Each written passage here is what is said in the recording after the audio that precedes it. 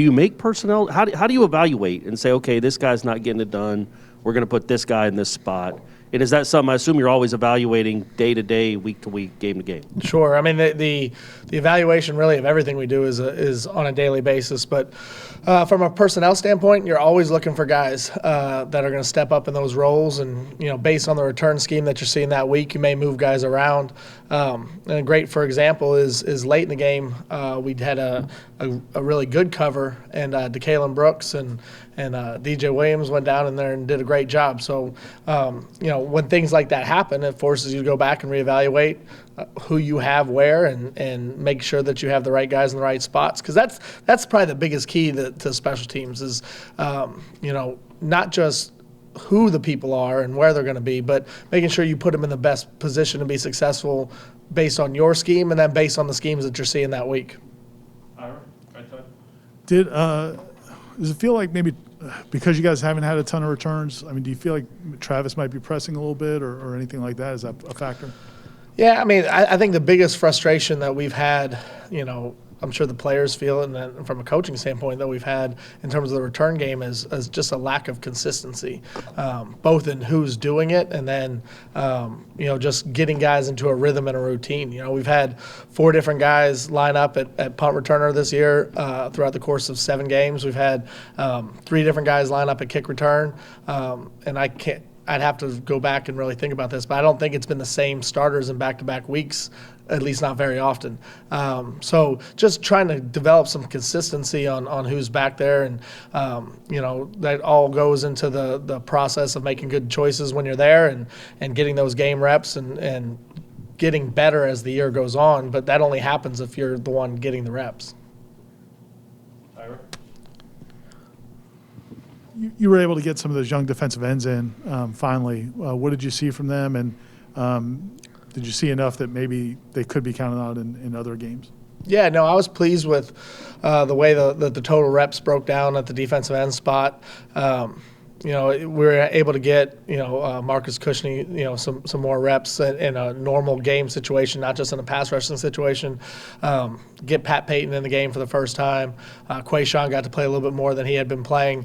And I thought really all 3 of them played well. I thought for Pat's first game, there were some things that obviously that go along with that first game experience, some of the nerves and jitters that probably go with it. But he didn't look out of place. He looked like he was ready to go, and he seemed calm and composed on the sideline. I was pleased with that.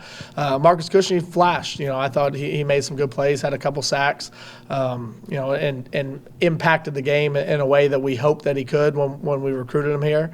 I thought Quayshawn played as fast as he has played in the last several weeks in terms of just how he chased the ball and just the fundamentals and technique that he played with. So I thought it was good to get some guys some reps that hadn't really been playing a lot, because the majority of the reps had been going to Jermaine Kier and Derek.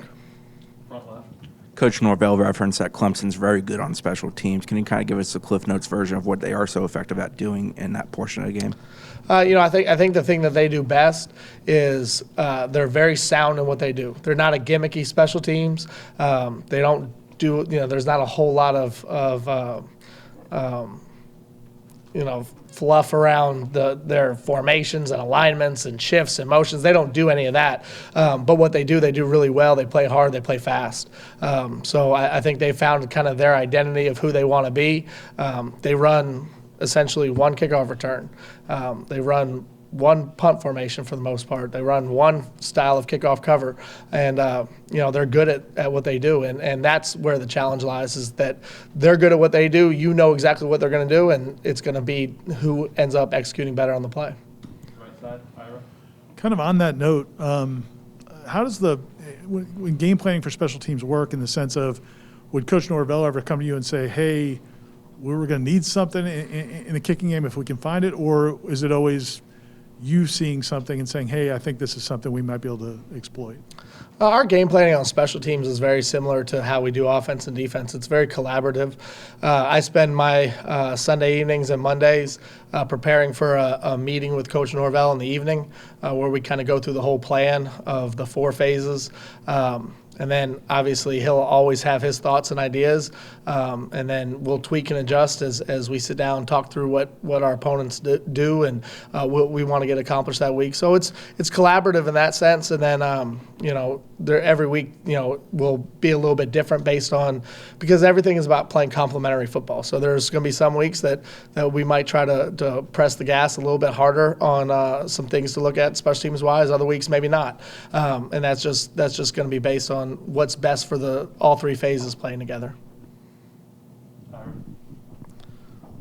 From a big picture standpoint, just on the team, from a team standpoint, I think the ACC said you guys are the first, or maybe Derek said, you guys are the first team in the ACC to start a season 0-4 and win 3 straight games. What were some of the keys at that point at 0-4 when things could continue going sideways, and how do you think this has kind of turned around a little bit? I think the biggest key to why you've seen this season kind of play out the way it has been is the consistency of approach, starting at the top. Coach Norvell has been the same person with the staff and with the players from the beginning of training camp to this morning. And I think when there's a consistent plan and approach and philosophy of how you're going to operate, and that doesn't get affected by the circumstances, over the course of time, you get the buy-in, you get the trust, you get the mindset and attitude that if we just keep doing what we're doing, good things are going to happen. And then it was obviously critical for us to be able to get that success against Syracuse and win a game in a way that we had lost games earlier in the year. And I think just at that moment, there was a little bit of click of, if we listen and we continue to stay the course and we continue to do the things that coach is asking us to do, good things are going to happen. And, we keep building upon that. And, it's always, it sounds cliche, but, from a coach's standpoint, to stand up here week after week and say, hey, we're not really that far away, that's really how we felt. We're not that far away as a program from kind of bursting through, but we needed something good to happen, and it did. And then we've been able to stack a couple weeks on it, and it leads us to the next big step and the next big challenge that we have this week. Aslan, back right. Does the math change at all depending on the opponent you're playing when it comes to returning a kick? Like a team like against Clemson, is it worth trying to bring it out and get it past the 30 as opposed to just getting it to 25 if you start at 15, et cetera? Yeah, no, that's a great question. The math does change for sure. The top return that they've had against them in a returnable situation has been to the 25. So when you think about doing the math on that, we got to be smart in terms of when we take it out, if we take it out, how we take it out, because obviously you want to make sure you measure the risk and reward with everything that you do.